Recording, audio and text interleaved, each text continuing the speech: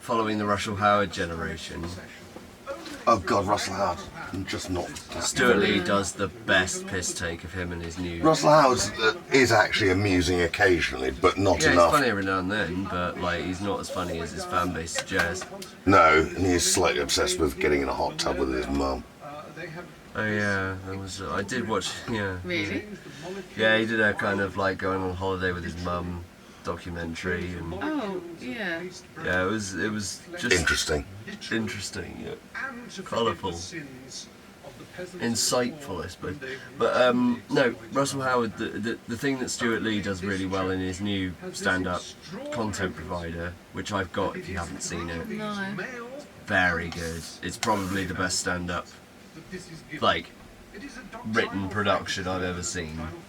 It's like 2.5 hours long with an interval, and it's very structured. Everything's written, even though that he's able to riff some bits. What, have you got it on your phone? Yeah, I can bring it up on the phone. Yeah, we can do that this weekend, because I watched it with Leach and James Leach. You remember him? Ed? No. Okay, well, friend of mine from Bristol, and from here as well. He just watched it the night before, and he said, like, I've only just seen it, But I'm happy to see it again. yeah, and he was twisted on horse tranquilizer, and I was watching it with him, and we laughed at the same point, even though he's twisted off his face. We are both in fits of laughing at the same level of hystericism. Like, it's so well done that yeah. Yeah, we'll watch that then.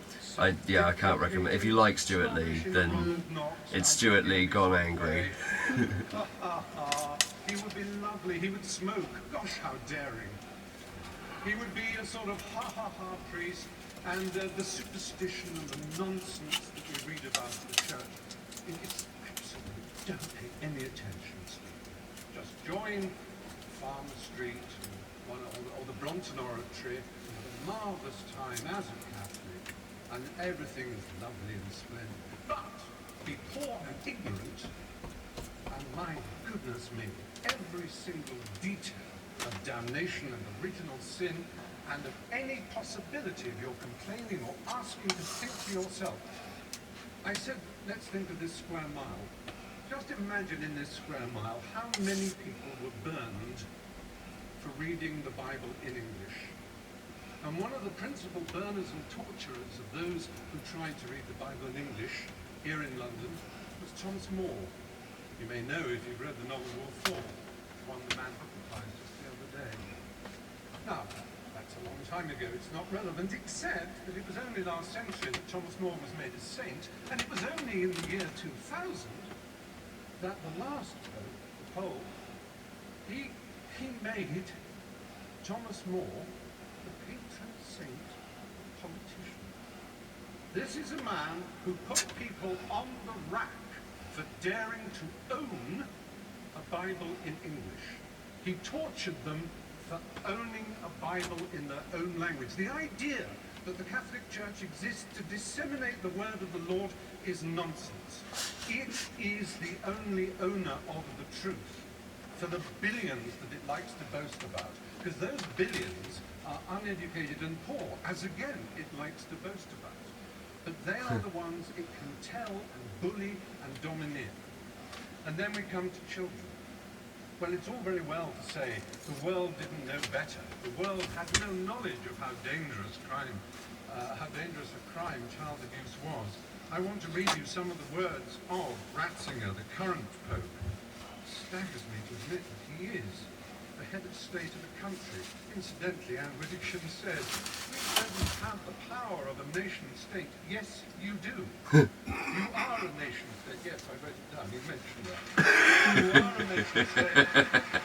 And it is no accident that the UN Cairo Population Conference, when they were trying to do something about the world's population spinning out of control, Vatican City, as a nation state represented at that conference, made a joint statement with the Islamic countries of the world, notably the most extreme Islamic countries of the world, led by Saudi Arabia, and it began on behalf of the revealed religions of the world.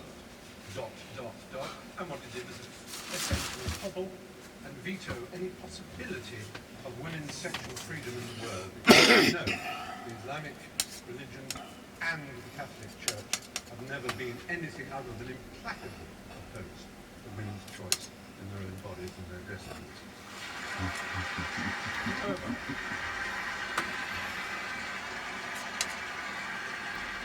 so, Ratzinger, in 2003, he was prefect, I'm not making this up, he was prefect of the Congregation of the Doctrine of the Faith.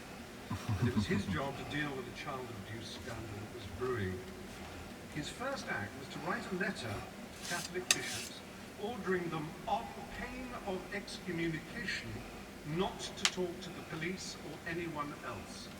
Investigations should be handled, he wrote, and I'm quoting that letter, in the most secretive way, restrained by perpetual silence. The Mexican founder of the Legion of Christ movement, Maciel Degollado, was protected from his own catalogue of child abuse, which is horrific. One cannot put on trial so close a friend of the Pope, said Ratzinger. When the allegations could no longer be denied, Maciel was sentenced to a life of prayer and penitence. And Ratzinger described the whole affair and that of Bernard Law of Boston, to which my colleague also referred, as causing suffering for the Church and for me personally. He also said the answer would be to stop homosexuals from being allowed into the Church. Now, Wow. it's unfair of me as a gay man to bemoan this enormous institution, which is the largest and most powerful church on earth, has over 1 billion, as they like to tell us, members, each one of whom is under strict instructions to believe the dogmas of the church, but may wrestle with them personally, of course. It's a little hard for me to know that I'm disordered, or again, to quote Ratzinger, that I'm guilty of a moral evil, simply by fulfilling my sexual destiny, as I say. It's hard for me to be told that evil, because I think of myself as someone who's filled with love, whose only purpose in life is to achieve love, and who feels love. Have you so seen much somewhere in that America they though, like anybody needs to paedophiles are trying to get recognised as like a sexuality? I've heard this come up a couple of times recently. I It don't brings know up where the it- South Park episode about it. Nambla. It's ridiculous. Teenage suicides being gay teenage suicides. We certainly don't need the stigmatization, the victimization that leads to the playground bullying when people say you're a disordered, morally